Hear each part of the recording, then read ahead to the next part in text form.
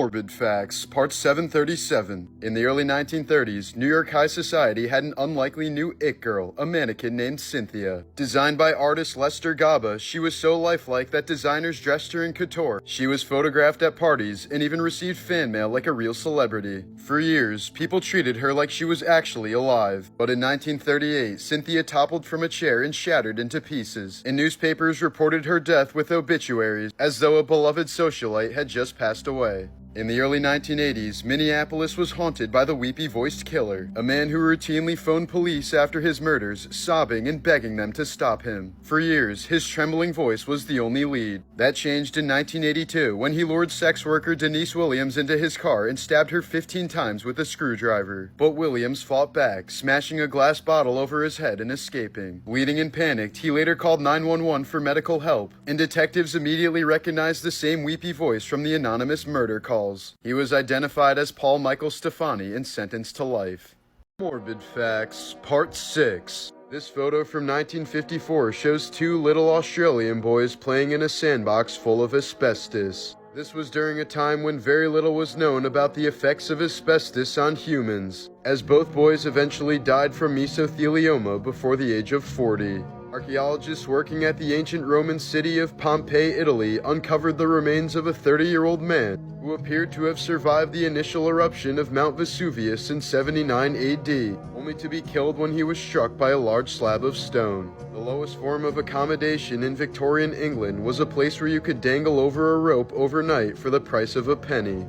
For centuries, the feet of Chinese women were tightly bound from a young age as part of a traditional custom, causing the breaking and bending of the toe and foot bones. This resulted in extremely disfigured feet that resembled the hooves of animals. In 1963, two criminal scammers in Mexico convinced an entire village that they were prophets and demanded tribute and worship. They soon paid prostitute Magdalena Solis to imitate an Incan goddess as part of the scam.